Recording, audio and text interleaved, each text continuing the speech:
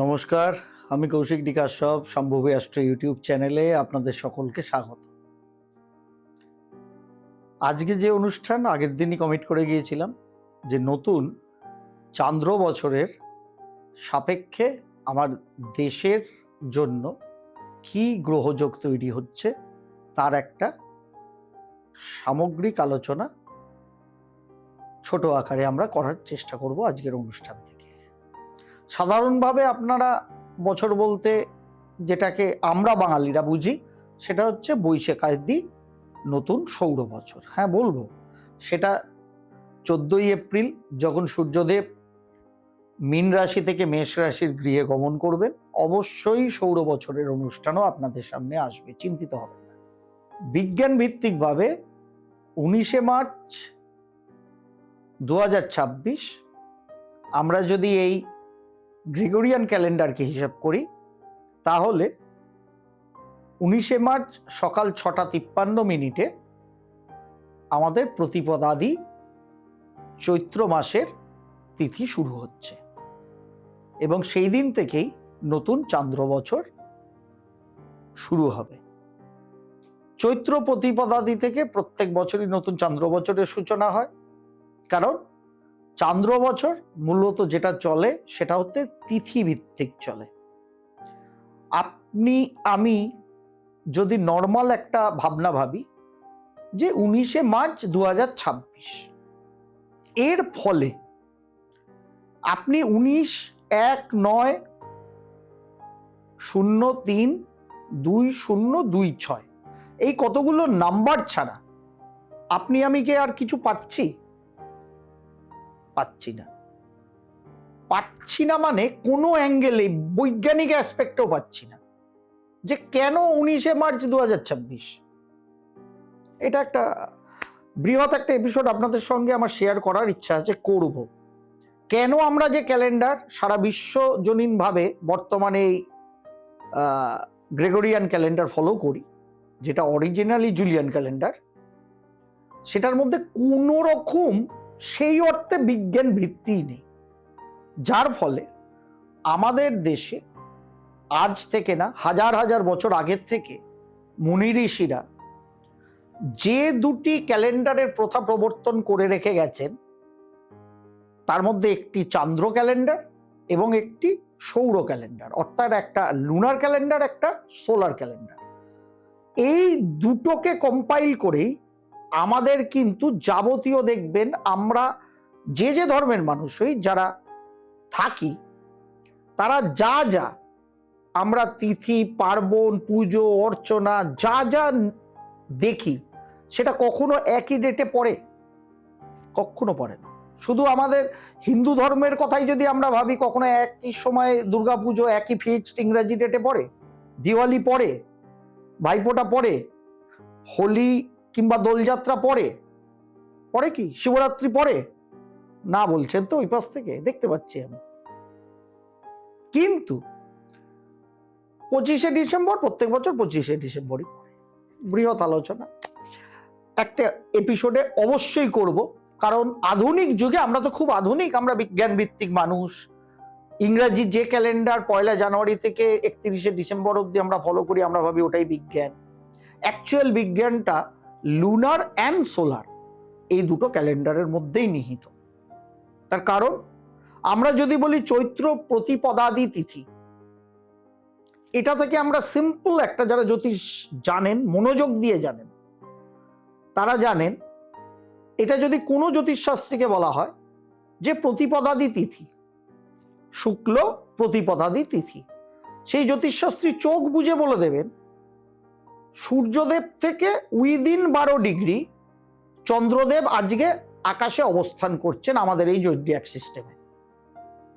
আপনি 19শে মার্চ 2026 ধরে এরকম কোনো বিজ্ঞানী বলতে পারবে আকাশে চন্দ্রের সূর্যের ডিগ্রিগত পার্থক্য কি বা অবস্থান কি? পারবে না, পারার কথাও না।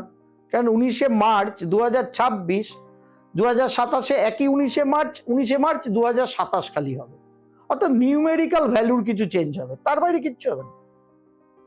কিন্তু সম্পূর্ণ বিজ্ঞান এই চান্দ্র এবং আগামীতে যে বৈশাখাদি সোলার ইয়ার শুরু হবে সেখানে আমাদের আছে।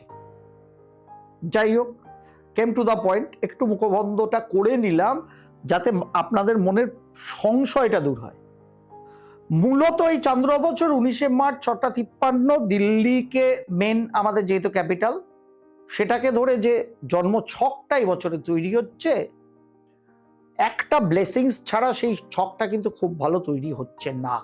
তার কারণ দেখতে পাচ্ছেন আপনারা বর্তমান যে মীন লগ্ন, মীন রাশি, সেখানে চন্দ্রদেব, রবিদেব, শনিদেবের অবস্থান, ষষ্ঠে কেতুদেবের অবস্থান, চতুর্থে বৃহস্পতি দেবের অবস্থান, দ্বাদশে মঙ্গল, রাহু এবং বুধের অবস্থান। হ্যাঁ, লগ্নে শুক্রদেবের অবস্থান আছে। শনি, শুক্র, রবি, চন্দ্র, এই নিয়ে মীন লগ্ন, মীন রাশিতে এবছর চান্দ্র বছর শুরু হচ্ছে। সুতরাং ভারতবর্ষের পরিপ্রেক্ষিতে নিউ দিল্লির ল্যাটিটিউড লঙ্গিটিউড নিয়ে সকাল 6:53 এটাই হচ্ছে নতুন চান্দ্র বছরের বছর প্রবেশের ছক, বর্ষ প্রবেশের কুণ্ডলী দাঁড়াচ্ছে। এর মাধ্যমে আমরা যেটা দেখতে পাচ্ছি, লগ্ন শনি, রবি, শুক্র এবং চন্দ্রের দ্বারা এফেক্টেড, এবং সেই দিনটা যেহেতু বৃহস্পতিবার আসছে, যার ফলে বর্ষ প্রবেশ মানে একজন অধিপতি থাকবেন, বর্ষাধিপতি, তিনি হচ্ছেন এবছর বৃহস্পতিদেব।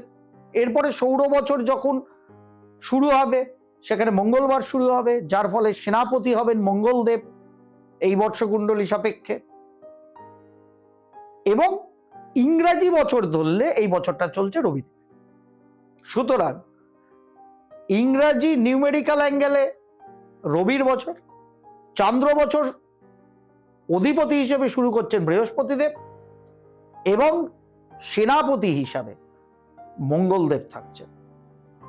সুতরাং রাজা, সেনাপতি এবং গুরু, এই তিনজনের কম্বিনেশনে এই বছর কিন্তু চান্দ্র বছর শুরু হচ্ছে, যার ফলত যে রাজা এই জগৎ সংসারে যে অবস্থায়, যে পরিস্থিতিতে, ছোট বড় যে কোনো জায়গায় তিনি রাজত্ব করুন না কেন, যেহেতু বৃহস্পতিদেব বর্ষাধিপতি ঢুকছেন এই বছরের, যদি সঠিক ন্যায়, নীতি, নৈতিকতা নিয়ে না চলেন,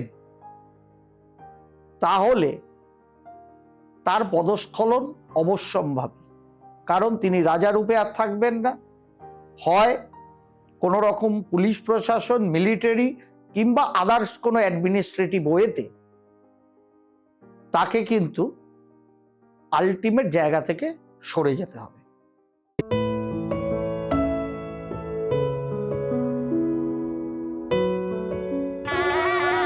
আপনারাও পেয়েছেন আপনাদের মনের মতন জীবনসঙ্গী শুধুমাত্র মাই সোলমেট ম্যাট্রিমনিতে।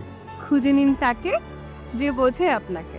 আপনারাও আপনাদের পছন্দের জীবনসঙ্গী খুঁজে নিতে অবশ্যই লগ ইন করুন mysoulmate.co.in অথবা প্লে স্টোর থেকে ডাউনলোড করুন মাই সোলমেট ম্যাট্রিমনি অ্যাপ। খুঁজে নিন তাকে যে বোঝে আপনাকে। যেহেতু মীন লগ্ন, মীন রাশি, লগ্নে শুক্র এবং চতুর্থ স্থানে বৃহস্পতির অবস্থান, কিন্তু চতুর্থপতি বুধ খুব ক্লোজ কনজাংশন উইথ রাহু দ্বাদশে বসে আছে, যার ফলে সাধারণভাবে বলা হয় যে বৃহস্পতিদেব যদি বর্ষাধিপতি হন, যথেষ্ট পরিমাণ বৃষ্টি হয়, কৃষিক্ষেত্র ফলে ফুলে শস্য শ্যামলা হয়ে ওঠে, প্রাণী এবং দুগ্ধজাত ক্ষেত্র যথেষ্ট ভালো হয়। অর্থাৎ ফার্মার্সরা যে যে অংশে কাজ কারবার করেন, যথেষ্ট বৃষ্টি হওয়া এবং ফার্মার্সদের জন্য বৃহস্পতিদেব বর্ষাধিপতি হলে যথেষ্ট ভালো হয়। চতুর্থে বৃহস্পতিদেব বসেও আছেন, যেটা যথেষ্ট ভালো। কিন্তু চতুর্থপতি বুধ যেহেতু ক্লোজ কনজাংশন উইথ রাহু আছেন, যার ফলে যে বর্ষার এক্সপেকটেশন এই নতুন চন্দ্র বছরের কুণ্ডলী থেকে হচ্ছেন, সেই বর্ষা হবে, কিন্তু স্থান ভেদে বৃষ্টিটা হবে। অর্থাৎ কোথাও যথেষ্ট ভালো হলো, ঠিকঠাক হলো, কোথাও আবার হয়তো হলো না। অর্থাৎ একটা আপ ডাউন পরিস্থিতি স্থান টু স্থান, প্লেস টু প্লেস অনুযায়ী কিন্তু চলবে। এটার ফলত বেশ কিছু জায়গায় কৃষিক্ষেত্রে কিন্তু সমস্যা আলটিমেট ক্রিয়েট হতে পারে। না, সেই সমস্যা কৃষক আন্দোলনের মতো পর্যায়ে পৌঁছাবে না, চিন্তিত হওয়ার কিছু নেই। কিন্তু সমস্যা তৈরি হবে। এর সঙ্গে কেন্দ্রীয় সরকার যেহেতু লগ্নে রবির অবস্থান, চতুর্থে বৃহস্পতির অবস্থান, সুতরাং কৃষিজাত চতুর্থ স্থানটাও কৃষিজাত ক্ষেত্র, কৃষক, পরিবেশ, গৃহ, জনগণ, জনসাধারণ, সেই রিলেটেড সরকার বাহাদুরও এমন কিছু রুলস রেগুলেশন আনতে পারেন যার এগেনস্টে বেশ কিছু বিক্ষোভ, বিপ্লব কৃষিজীবী মানুষরা করতে পারেন। আগেই বললাম, সেই কৃষক আন্দোলন 21 সালের মতো নয় আমার এক্সপেকটেশন, তাই, বাট হতে পারে।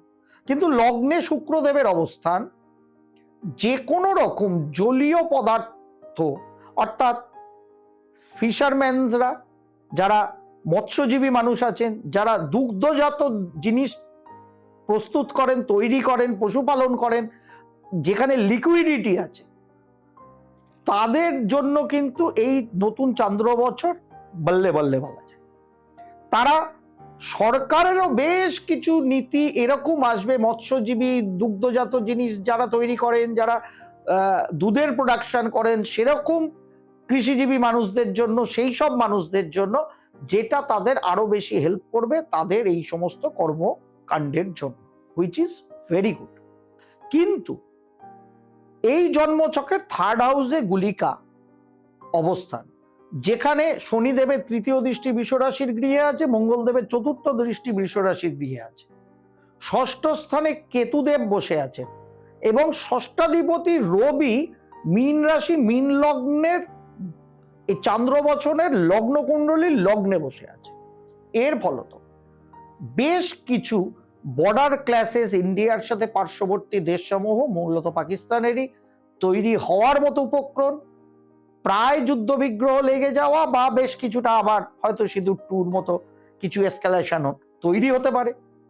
এর সঙ্গে দ্বাদশে যেহেতু বুধ, রাহু এবং মঙ্গলদেবের বর্তমান সময় অবস্থান আছে, এবং এর পরবর্তী ক্ষেত্রে মঙ্গলদেব সরবেন অবশ্যই, সুতরাং প্রথমেই মার্চ টু এপ্রিল মাস অবধি মূলত আমাদের ইস্ট এবং নর্থ ইস্টার্ন জোনে, কিংবা ভারতের বিভিন্ন বড় বড় টায়ার 1 বা টায়ার 2 সিটিতে কোনো রকম উগ্রপন্থী হানা বা বন্দুকবাজের হানাও কিন্তু একদম ইগনোর করা যাচ্ছে না এই ছক অনুযায়ী। এবং এর পরবর্তী ক্ষেত্রে মোটামুটি ভাবে কার্তিক অগ্রহায়ণ মাস, মানে ধরে নিতে পারেন অক্টোবর নভেম্বর, এই সময়ে দাঁড়িয়ে এই যুদ্ধ বিগ্রহের পরিস্থিতি কিন্তু আরো বৃদ্ধি পেতে পারে।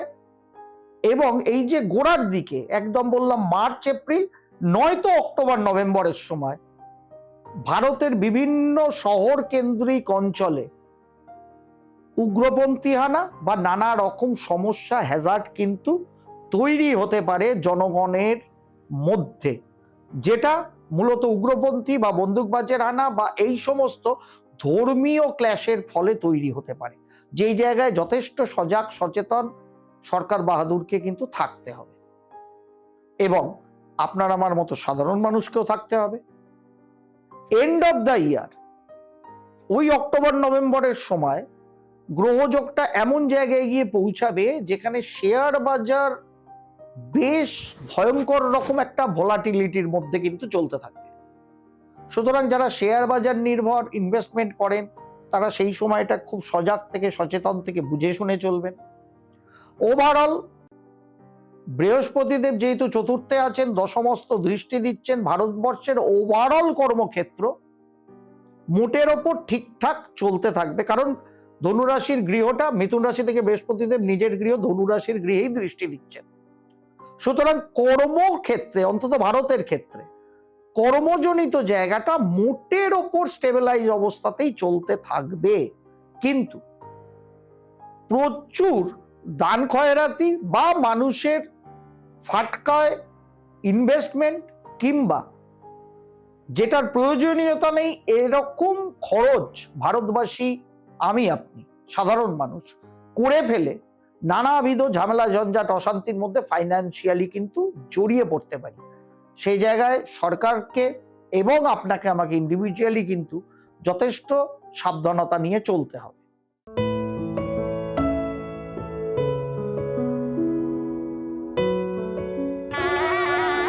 আপনারাও পেয়েছেন আপনাদের মনের মতন জীবনসঙ্গী শুধুমাত্র মাই সোলমেট ম্যাট্রিমনিতে। খুঁজে নিন তাকে যে বোঝে আপনাকে। আপনারাও আপনাদের পছন্দের জীবনসঙ্গী খুঁজে নিতে অবশ্যই লগ ইন করুন mysoulmate.co.in অথবা প্লে স্টোর থেকে ডাউনলোড করুন মাই সোলমেট ম্যাট্রিমনি অ্যাপ। খুঁজে নিন তাকে যে বোঝে আপনাকে। চতুর্থে বৃহস্পতির অবস্থান আছে, কিন্তু দ্বাদশস্থ মঙ্গল, রাহু এবং বুধের অবস্থান নিয়ে এই বর্ষ প্রবেশ হচ্ছে, যার ফলে প্রাকৃতিক আপদ বিপদ সাধারণভাবে হয়ই, কিন্তু একটা ভয়ঙ্কর জায়গায় মার্চ টু এপ্রিল একটা ভয়ঙ্কর জায়গায় সেই প্রাকৃতিক আপদ বিপদের জায়গা আছে। সেখানে ভূমিকম্প থেকে, ঝড়ঝঞ্ঝা থেকে শুরু করে নানাবিধ ন্যাচারাল ক্যালামিটিস কিন্তু ইন্ডিয়াকে হিট করতে পারে। সুতরাং সেই জায়গায় সাবধানতা অবলম্বন করতে হবে। এবং আগেই বললাম, ইস্টার্ন জোন এবং নর্থ ইস্টার্ন জোন, এই দুটো জায়গা কিন্তু মার্চ এপ্রিল এবং অক্টোবর নভেম্বর অনওয়ার্ডস যথেষ্ট সেন্সিটিভিটি দেখাচ্ছে। সেটা ইন্টারনাল এবং external clashes with our country, অর্থাৎ ভারতবর্ষের সাপেক্ষে কোনো রকম ক্ল্যাশ তৈরি করে দেওয়া বা ডাইরেক্ট জড়িয়ে পড়া ভারতবর্ষকে নিয়ে, এরকম পরিস্থিতি কিন্তু এই নতুন চান্দ্র বছরের জন্মছকে তৈরি হয়ে আছে। সুতরাং এই দিকগুলো আপনাকে আমাকে দেশবাসী হিসাবে নিশ্চয়ই সরকার বাহাদুররা খেয়াল করছেন এবং রাখেন এবং রাখবেন, এই আশা রাখি। কিন্তু সাবধানের মান নেই তো বলুন। সেইটাকে মনে রেখে আমাদের এই নতুন চন্দ্র বছর যে প্রবেশ হচ্ছে, বৃহস্পতিদেব আলটিমেট ধর্মের সংস্থাপনই করবেন। প্রয়োজন হলে চাবুক, রুলস রেগুলেশন, মিলিটারি, পুলিশ প্রশাসন, অ্যাডমিনিস্ট্রেশন, কারণ মঙ্গলই সেনাপতি, সেটার ব্যবহারও বৃহস্পতিদেব করবেন। তবে আলটিমেট রাজা হয়তো সোজা হবে। বিভিন্ন পরিস্থিতি, বিভিন্ন পরিপ্রেক্ষিত আগামী দিনে দেশের মধ্যে গোলযোগের তৈরি করতে পারে। সেখানে আপনাকে আমাকে সজাগ, সচেতন, চোখ খোলা থাকতে হবে, যাতে কোনো রকম নেগেটিভিটি আপনাকে আমাকে গ্রাস না করতে পারে। কোনো রকম ফেক নিউজে পিছনে আপনাকে আমাকে দৌড়ানোটা বন্ধ রাখতে হবে।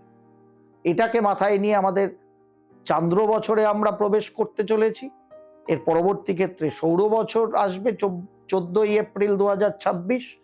অবশ্যই নতুন সোলার ইয়ার, সৌর বছর আপনার আমার ব্যক্তিগত জীবনেও কি বয়ে আনবে এই চান্দ্র এবং সৌর বছরকে নিয়ে, তখন ব্যক্তিগত রাশিফল অবশ্যই জানাবো এক বছরের জন্য।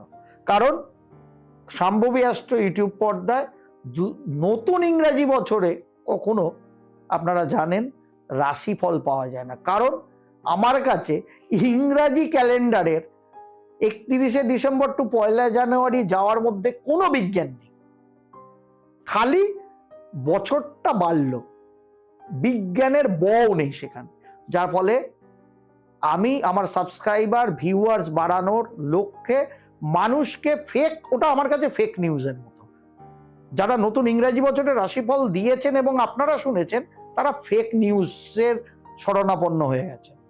কারণ যার পেছনে কোনো বৈজ্ঞানিক ভিত্তিই নেই, যেটা দিয়ে আজকে মুখবন্ধ শুরু করেছিলাম। তাই শাম্ভবী অ্যাস্ট্রোর পর্দায় কিন্তু আপনারা ইংরাজি বছরের রাশিফল পান না।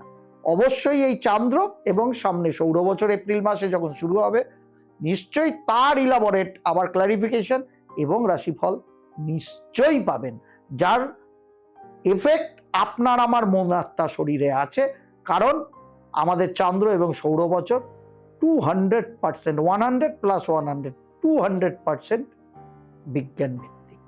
এটা নিয়ে নয় আলাদা একটা আলোচনা করব, কেন ইংরাজি গ্রেগরিয়ান ক্যালেন্ডার কে আমি পাত্তা দিই না। এটা নিয়েই একটা আলোচনা হবে, কারণ এই আলোচনা তো শাম্ভবী অ্যাস্ট্রো ছাড়া কোথাও পাবেন না। সুতরাং আজকে এখানেই বিরাম দিচ্ছি। নতুন এপিসোডের জন্য অপেক্ষা করুন। যারা নতুন এলেন, সাবস্ক্রাইবার হবেন আশা রাখি। অন্য মানুষের সঙ্গে এই অনুষ্ঠানটি শেয়ার করবেন, তাদেরও সজাগ সচেতন করবেন। নতুন চান্দ্র বছর কি বার্তা বয়ে আনছে সেটাও আমাদের জানতে হবে। চৈত্র প্রতিপদাদি মানেই ভগবতী মা দুর্গার আগমন, প্রকৃত দুর্গাপূজা। সুতরাং নবরাত্রির তিথিও শুরু। মা ভগবতীর কাছে এই কামনাই করি আপনার আমার সকলের জীবন সুস্থতায়, সমৃদ্ধিতে চিরকালীন ভারতবাসী এবং সমগ্র ভারতবর্ষ ভরে উঠুক, যাতে পৃথিবীকেও আমরা বলতে পারি বসুধৈব কুটুম্বকম। সেই আশা নিয়ে আজকের অনুষ্ঠান শেষ করছি। যারা সাবস্ক্রাইবার আছেন, দর্শক আছেন, মাই সোলমেট ইনসাইটস চ্যানেলকেও ইউটিউব, ফেসবুক, ইনস্টায় কিন্তু সাবস্ক্রাইব এবং ফলো করতে ভুলবেন না।